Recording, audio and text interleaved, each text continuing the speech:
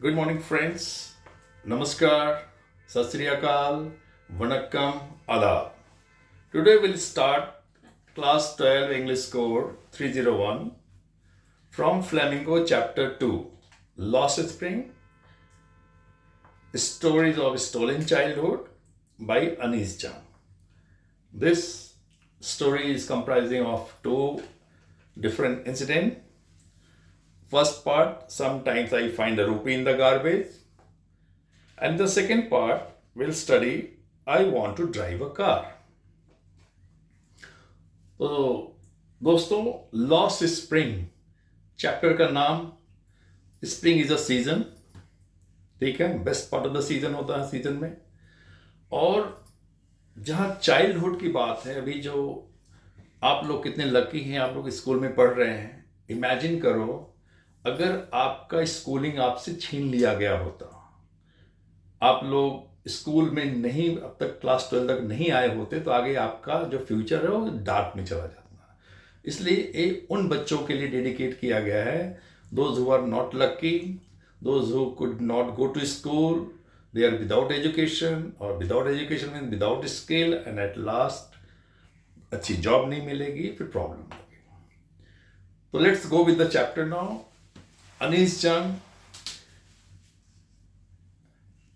सीमापुरी में की तरफ जा रही थी। सीमापुरी नॉर्थन दिल्ली का एक पार्ट है, और वहां उन्होंने कुछ रैक पिकर्स को देखा और उनसे पूछती कि आखिर आप ये सब क्यों करते हो, और फिर उनसे कहते कि आप लोग स्कूल क्यों नहीं जाते।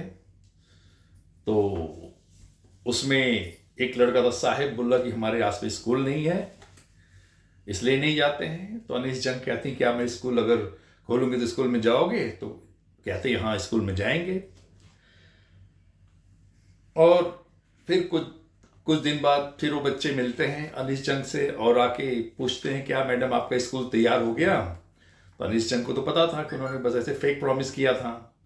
और इस तरह के जो फेक प्रॉमिस अबाउंड सारे इन गरीब लोगों को चारों तरफ से इस तरह के प्रॉमिसेस होते हैं जो फुलफिल नहीं होता है। और फिर उनसे पूछने लगे, बच्चे सारे घूम रहे थे, सुबह निकलते हैं, दे स्क्राउंजिंग द गार्बेज जो भी यूजफुल होता है, प्लास्टिक हो गया, पेपर हो गया, जो भी जिसे वो बेच करके दे स्क्राउंज इट अप, स्क्राउंजिंग करते उसके अंदर। और फिर बच्चे बेयर फीट चलते हैं, बिना जूते बिना चप्पल के, उनकी टोली पूरी ऐसे ही घूम रही होती। तो उनसे पूछती हैं तो वो एक रीज़न भी बताता है, इसकी माँ इसको चप्पल उतार के देती तब भी नहीं पहनता। और पहले उसने बताया था कि नहीं मेरी माँ चप्पल उतार के नहीं देती, जूते उतार के नहीं देती। और इस तरह करके कई लोग, जैसे इंडिया में कहते हैं कि कई ये परपेचुअल स्टेट ऑफ पॉवर्टी है कि लोग जूते चप्पल नहीं पहनते हैं, लेकिन कई जगह मान्यताएं भी हैं कि लोग नंगे पांव रहना चाहते हैं, इस तरह करके। फिर इस कहानी में एक और कहानी जोड़ती है उदुपी की, कि वहां पर एक मंदिर के सामने एक बच्चा रोज हाथ जोड़ता था कि मुझे अ पेयर ऑफ शूज दिला दो। और लगभग 30 सालों बाद वही जो बच्चा था उस मंदिर का पुजारी बनता है। फिर उसका बच्चा स्कूल में जाता है, रियल स्कूल शूज पहन के आ रहा होता है। और वहीं लेकिन इस तरह के जो रैक पिकर्स है, इस तरह इनके पास रियल शूज और चप्पल नहीं आ पाता है। और सीमापुरी की कहानी है बांग्लादेश से आए हुए रिफ्यूजीज की। लगभग 10,000 रिफ्यूजीज आए थे 1970-71 के आसपास। और सीमापुरी मेटाफोरिकली दिल्ली में रह करके दिल्ली से बहुत दूर है। यहाँ कहने का मतलब है दिल्ली इज हाईली डेवलप्ड, लेकिन सीमापुरी में इस टाइम कोई सीवेज नहीं, वाटर पाइपलाइन नहीं है, और कोई व्यवस्था सिस्टम नहीं। वहाँ पर झुग्गी झोपड़ी लोग बना करके उसमें लोग रहते हैं। और वहाँ सीमापुरी में लोगों को सरवाइव करने का एक ही जरिया है, उन्हें गार्बेज पिकर बनना पड़ेगा। ठीक है, घूम घूम के इस तरह की चीज काम करते हैं। और साहिब आलम से जब उसका नाम पूछा गया तो उस बच्चे को उसके अपने नाम का मीनिंग नहीं पता था कि Sahib Alam is lord of the universe. Lord of the universe, और वहाँ रैग पिकर्स है। उसके बाद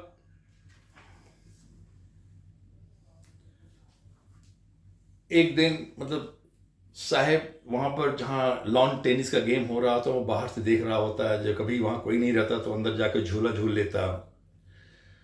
और वो जूते पहना हुआ था किसी अमीर बच्चे ने, तो उसके शूज में थोड़ा होल था लेकिन फिर भी उसको पहन रखा था। और उसके बाद फिर जब मुलाकात होती है साहब बे आलम की अनीस जंग लास्ट में, तो साहब उस दिन एक कैनिस्टर कैरी करके जा रहा होता है और अनीस जंग को देख के कहता है कि देखो अब मैं उस वाले टी स्टॉल पे काम करता हूँ, मुझे 800 रुपये महीने मिलते हैं और 2 वक्त की रोटी मिलती है। ये सब तो ठीक है, लेकिन जब अनीस जंग उनसे पूछती है कि क्या तुम अपने इस काम से खुश हो, तो उस टाइम उसका चेहरा जो है लटक जाता है। ही वॉज नॉट हैप्पी, क्योंकि कल तक वो जो अपना गार्बेज बैग लेके चलता था उसका अपना था, अपने लिए काम करता था, but now he is working for others. तो फ्रेंड्स, ये first part of the story है।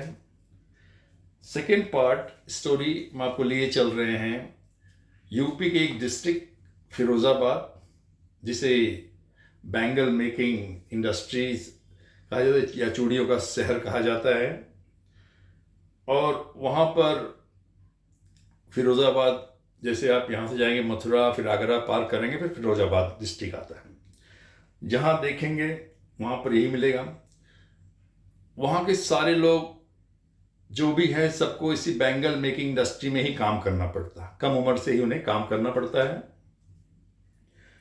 और लेकिन वहाँ पर जो कैरेक्टर है मुकेश, ये अपने परिवार से अलग सोचा है। तो कहता है कि मैं कार चलाना सीखूंगा, I will learn to drive a car. उसका आंसर होता है स्ट्रेट अनीस जंग की आंखों में आंख डाल करके बोलता कॉन्फिडेंस के साथ। लेकिन उसका ये जो छोटा जो सपना भी है वो मिराज की तरह है, जो मतलब इल्यूजन में है, it's not easy to fulfil. और मुकेश की फैमिली भी उन्हीं में से है। कोई भी किसी को पता नहीं कि वो बैंगल मेकिंग इंडस्ट्री में लगभग 20,000 बच्चे हैं, इलीगली काम कर रहे हैं, उन्हें नियम कानून कुछ नहीं पता है। और मुकेश एक दिन अनीस जंग को अपने घर ले जाते हैं और घर का जब वो पतली तंग गलियों से जा रहे होते हैं तो पूरा गार्बेज लगा था, पूरा घर के आसपास दीवारें क्रम्बलिंग थी, दरवाजा बुबली था, कोई विंडोज नहीं। और जब crowd with families of humans and animals, वहीं जानवर कुत्ते वगैरह सब थे, वहीं लोग भी थे। जैसे प्राइमेवल स्टेट, पुराने ज़माने में इंसान और पशुओं में कोई भेदभाव नहीं था, फर्क नहीं था, ऐसे ही रहते हैं। और वहाँ जब दरवाज़ा खोल करके जब अंदर गए तो फायर स्टोव के पास में मुकेश की भाभी, अभी उसकी भी उम्र कम थी, कम ही एज में शादी हो गई थी, लेकिन वो भाभी बन गई थी और कुछ सब्जियाँ वगैरह काट के रखी थी और कुछ सब्जियों बना रही थी। इन लोगों को देख कर घूंघट डाल लेती हैं। उसके बाद उसे डॉक्टर इल्ला का सम्मान मिलता है। और जब सारे लोग बैंगल्स बनाते हैं वहाँ के लोग, तो मुकेश की दादी यही कहती कि हमारे कर्म में यही है, यही बनाना, हमारे परिवार के लोग यही है। और उसके बाद कहती हैं, हमेशा शिकायत करती कि अभी पूरा जीवन भर 2 सेर खाया नहीं, मतलब 2 वक्त पूरा पेट भर के खाया नहीं। और इनका लाइनेज है कि पुश्तैनी काम है कि इसको वो लोग बदल भी नहीं सकते, ये भगवान का दिया हुआ सारा काम है। और जैसा कि आप जानते हैं bangles sunny gold, paddy ground, royal blue, pink, purple, हर तरह के 7 कलर्स मिल करके पता नहीं कितने रंग के बन जाते हैं। इस सुहाग होता है, सब कुछ होता है। लेकिन वहाँ यही जो लड़कियां हैं, कम एज के बच्चे, जो उसे बैंगल्स बनाते बनाते दूसरे का सुहाग तो कुछ तो चमका रहे हैं, लेकिन इनकी आंखों की जो चमक है, रोशनी कम हो जाती है।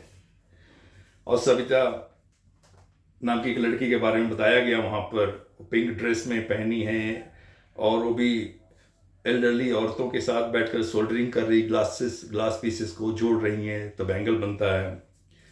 और उसे भी पता है सैंक्टिटी ऑफ द बैंगल्स कितना होता है, कितना पवित्र होता है, कितना होली होता है। और एक दिन वो भी, उसकी भी शादी हो जाएगी इसमें, लेकिन आंखों की रोशनी उसकी चली जाएगी। और ये सारी शिकायत सबका हो रहा होता है, और मुकेश के फादर को लगता है कि जैसे उन्होंने बहुत बड़ा काम कर दिया उस घर को बना करके किसी तरह। और फिर उसके बाद इन लोगों से पूछा जाता कि अनीश जंग उन्हें सजेस्ट करते हैं भाई आप लोग क्यों नहीं यूनियन बना लेते हैं। तो उन्हें कहा जाता है कि अगर हम ऐसा कुछ करेंगे तो हमें जानबूझ के फंसा दिया जाएगा, हमें जेल भेज दिया जाएगा, पुलिस हमें पीटेगी, और इस तरह करके बहुत सारे। तो सारे लोग वेब ऑफ पॉवर्टी में सब उलझे हुए हैं, फंसे हुए हैं, और वहाँ एक विशिष्ट सर्कल बन गया है, एक नेक्सस बन गया है, साहूकार का, मिडिलमैन का, पुलिसमैन का, लॉ कीपर्स का, ब्यूरोक्रेट्स का, पॉलिटिशियंस। ये याद रखने, पूरा नेक्सस बना करके इनको इसके बाहर नहीं जाने दे रहे हैं। और इसी बीच में जब मुकेश जो है अपना सपना बताते हैं कि मैं यहाँ मोटर मैकेनिक बनूंगा, ये इस तरह करके, और फिर अनीश जंग उनसे पूछती हैं क्यों नहीं तुम पायलट बनने की बात करते हो। तो मुकेश बहुत रियलिस्टिक था, ग्राउंड रियलिटी समझता था, बोला कि फिरोजाबाद के ऊपर बहुत ज़्यादा हवाई जहाज नहीं उड़ती है। तो फ्रेंड्स, इसमें कुछ इस तरह के दोनों में आएगा कि what are the disasters effect of the bangle making industry in all, इस तरह के कुछ इंपॉर्टेंट क्वेश्चन है जिस पे आप लोग ध्यान दे दें। Thank you friends for watching this video. अगर कुछ और कमेंट करना कुछ है, फील फ्री टू कमेंट और उसका आंसर दिया जाएगा। Thank you and have a great day.